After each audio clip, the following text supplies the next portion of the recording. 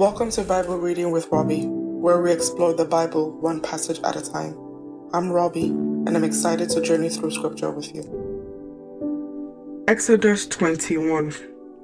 These are the regulations you must present to Israel. If you buy a Hebrew slave, he may serve for no more than 6 years. Set him free in the 7th year, and he will owe you nothing for his freedom.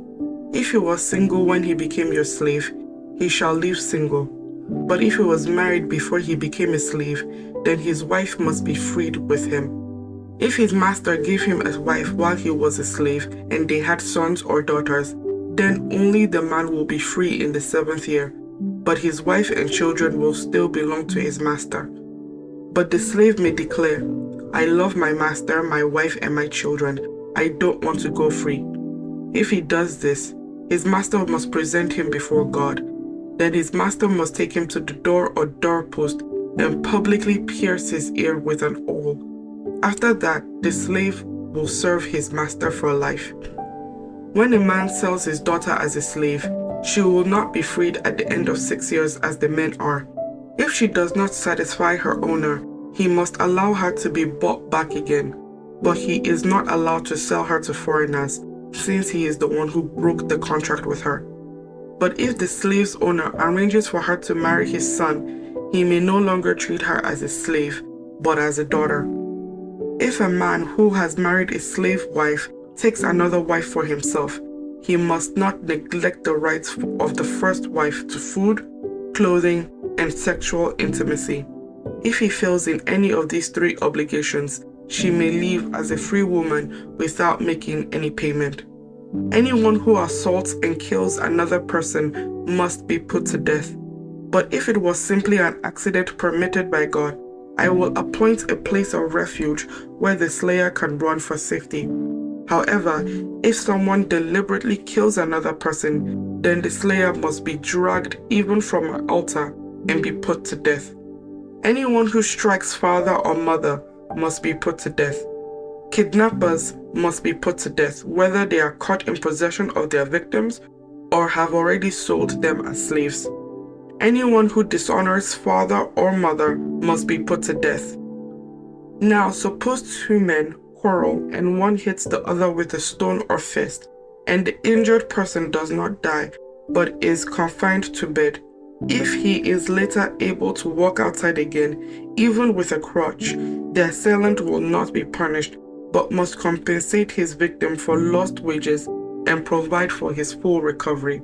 If a man beats his male or female slave with a club, and the slave dies as a result, the owner must be punished.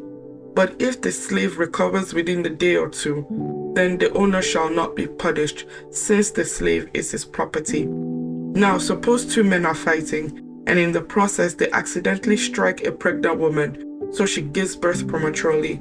If no further injury results, the man who struck the woman must pay the amount of compensation the woman's husband demands and the judges approve.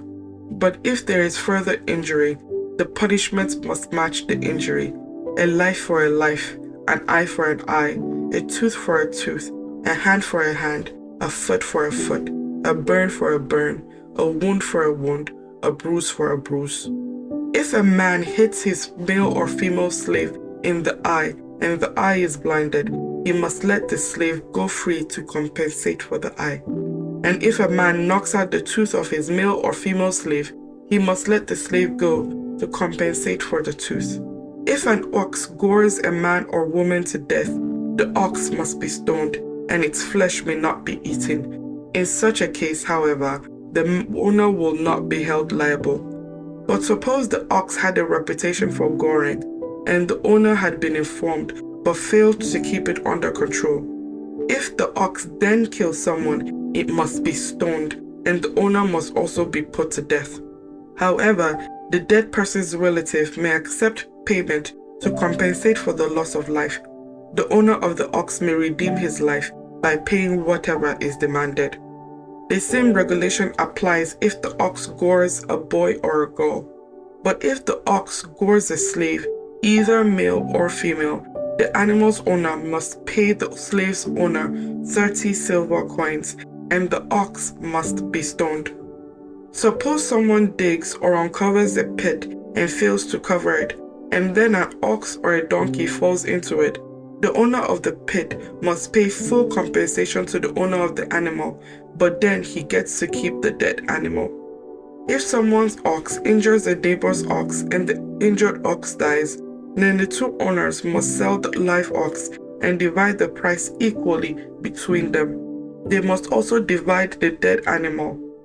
But if the ox had a reputation for goring, yet its owner failed to keep it under control, he must pay full compensation, a live ox for the dead one, and he may keep the dead ox. Exodus chapter 22. If someone steals an ox or sheep and then kills it or sells it, the thief must pay back 5 oxen for each ox stolen and 4 sheep for each sheep stolen. If a thief is caught in the act of breaking into a house and is struck and killed in the process, the person who killed the thief is not guilty of murder. But if it happens in daylight, the one who killed the thief is guilty of murder. A thief who is caught must pay in full for everything he stole. If he cannot pay, he must be sold as a slave to pay for his theft. If someone steals an ox or a donkey or a sheep, and it is found in the thief's possession, then the thief must pay double the value of the stolen animal. If an animal is grazing in a field or vineyard, and the owner lets it stray into someone else's field to graze, then the animal's owner must pay compensation from the best of his own grain or grapes. If you are burning thorn bushes and the fire gets out of control and spreads into another person's field, destroying the sheaves or the uncut grain or the whole crop, the one who started the fire must pay for the lost crop. Suppose someone leaves money or goods with the neighbors for safekeeping, and they are stolen from the neighbor's house. If the thief is caught, the compensation is double the value of what was stolen. But if the thief is not caught, the neighbor must appear before God, who will determine if he stole the property. Suppose there is a dispute between two people who both claim to own a particular ox, donkey, sheep, article of clothing, or any lost property. Both parties must come before God, and the person whom God declares guilty must pay double compensation to the other. Now, suppose someone leaves a donkey, ox, sheep, or any other animal with a neighbor for safekeeping, but it dies, or is injured, or is taken away, and no one sees what happened. The neighbor must then take an oath in the presence of the Lord. If the Lord claims that the neighbor did not steal the property, the owner must accept the verdict, and no payment will be required. But if the animal was indeed stolen, the guilty person must pay compensation to the owner. If it was torn to pieces by a wild animal, the remains of the carcass must be shown as evidence, and no compensation will be required. If someone borrows an animal from a neighbor and it is injured or dies when the owner is absent, the person who borrowed it must pay full compensation. But if the owner was present, no compensation is required, and no compensation is required if the animal was rented, for this loss is covered by the rental fee. If a man seduces a virgin who is not engaged to anyone and has sex with her, he must pay the customary bride price and marry her. But if her father refuses to let him marry her, the man must still pay him an amount equal to the bride price of a virgin. You must not allow a sorceress to live. Anyone who has sexual relations with an animal must certainly be put to death. Anyone who sacrifices to any god other than the Lord must be destroyed. You must not mistreat or oppress foreigners in any way. Remember, you yourselves were once foreigners in the land of Egypt. You must not exploit a widow or any orphan. If you exploit them in any way, and they cry out to me, then I will certainly hear their cry. My anger will blaze against you, and I will kill you with the sword. Then your wives will be widows and your children fatherless. If you lend money to any of my people who are in need, do not charge interest as a money lender would. If you take your neighbor's cloak as a security for a loan, You must return it before sunset. This coat may be the only blanket your neighbor has. How can a person sleep without it? If you do not return it and your neighbor cries out to me for help, then I will hear, for I am merciful. You must not dishonor God or curse any of your rulers. You must not hold anything back when you give me offerings from your crops and your wine. You must give me your firstborn sons. You must also give me the firstborn of your cattle, sheep, and goats. But leave the newborn animal with its mother for 7 days, and then give it to me on the 8th day. You must be my holy people. Therefore, do not eat any animal that has been torn up and killed by wild animals. Throw it to the dogs. Exodus chapter 23. You must not pass any false rumors. You must not cooperate with any evil people by lying on the witness stand. You must not follow the crowd in doing wrong. When you are called to testify in a dispute, do not be swayed by the crowd to twist justice. And do not slant your testimony in favor of a person just because that person is poor. If you come upon your enemy's ox or donkey that has strayed away, take it back to its owner. If you see the donkey of someone who hates you has collapsed under its load, do not walk by. Instead, stop and help. In a lawsuit, you must not deny justice to the poor. Be sure to never charge anyone falsely with evil. Never sentence an innocent or blameless person to death, for I never declare a guilty person to be innocent. Take no bribes, for a bribe makes you ignore something that you clearly see. A bribe makes even a righteous person twist the truth. You must not oppress foreigners. You know what it's like to be a foreigner, for you yourselves were once foreigners in the land of Egypt. Plant and harvest your crops for 6 years, but let the land be renewed and lie uncultivated during the 7th year. Then let the poor among you harvest whatever grows on its own. Leave the rest for our wild animals to eat. The same applies to your vineyards and olive groves. You have 6 days each week for your ordinary work, but on the 7th day you must stop working. This gives your ox and your donkey a chance to rest. It also allows your slaves and the foreigners living among you to be refreshed. Pay close attention to all my instructions. You must not call on the name of any other gods. Do not even speak their names. Each year, you must celebrate 3 festivals in my honor. First, celebrate the festival of unleavened bread. For 7 days, the bread you eat must be made without yeast, just as I commanded you. Celebrate this festival annually at the appointed time in the early spring in the month of Abib, for that is the anniversary of your departure from Egypt. No one may appear before me without an offering. Second, celebrate the festival of harvest, when you bring me the first crops of your harvest. Finally, celebrate the festival of the final harvest at the end of the harvest season, when you have harvested all the crops from your fields.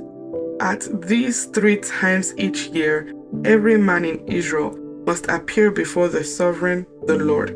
You must not offer the blood of my sacrificial offerings together with any baked goods containing yeast, and do not leave the fat from the festival offerings until the next morning. As you harvest your crops, bring the very best of the first harvest to the house of the Lord your God. You must not cook a young goat in its mother's milk.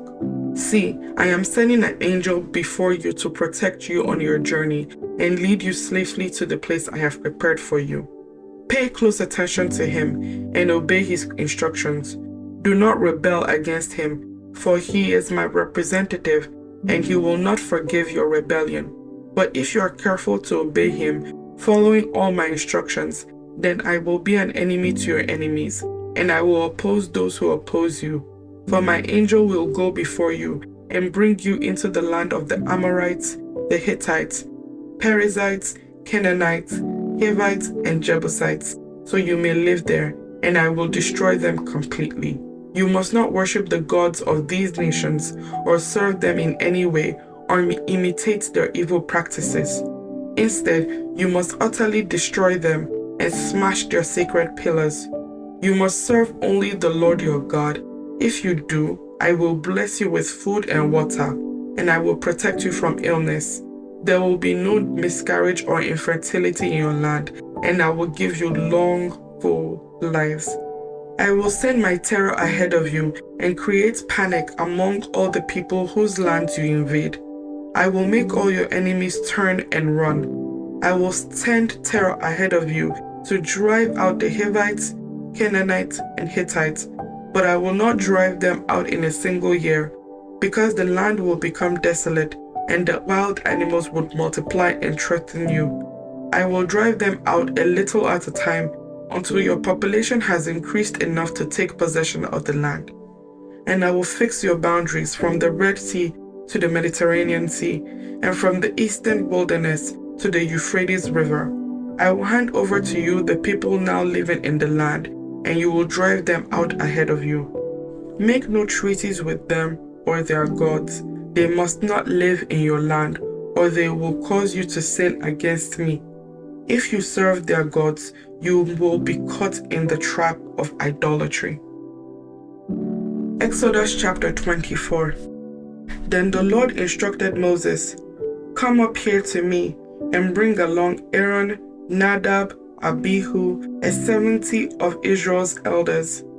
All of you must worship from a distance. Only Moses is allowed to come near to the Lord. The others must not come near, and none of the other people are allowed to climb up the mountain with him." Then Moses went down to the people and repeated all the instructions and regulations the Lord had given him. All the people answered with one voice, "We will do everything the Lord has commanded." Then Moses carefully wrote down all the Lord's instructions. Early the next morning, Moses got up and built an altar at the foot of the mountain. He also set up 12 pillars, one for each of the 12 tribes of Israel. Then he sent some of the young Israelite men to present burnt offerings and to sacrifice bulls as peace offerings to the Lord. Moses drained half the blood from these animals into basins. The other half he splattered against the altar. Then he took the book of the covenant and read it aloud to the people. Again, they all responded, "We will do everything the Lord has commanded. We will obey." Then Moses took the blood from the basins and splattered it over the people, declaring, "Look, this blood confirms the covenant the Lord has made with you in giving you these instructions."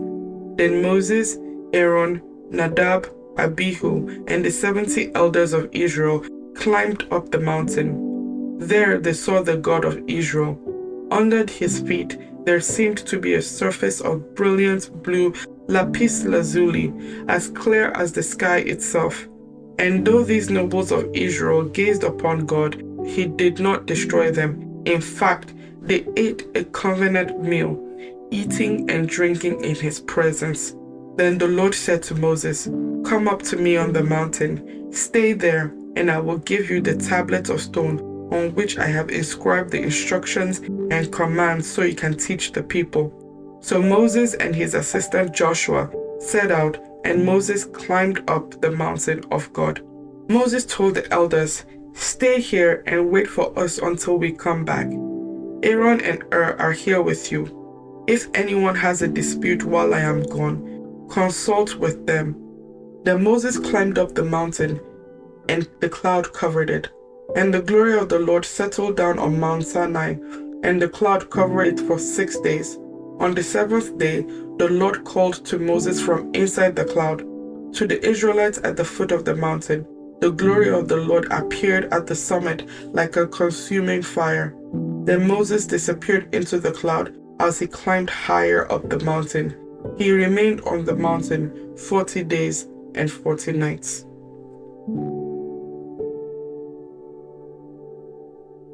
May the Lord bless the reading of His Word. Thank you for joining me on this episode of Bible Reading with Robbie. If you enjoyed our time together, please subscribe and share this podcast with others. Join us next time as we continue on our journey through Scripture. Until then, stay blessed.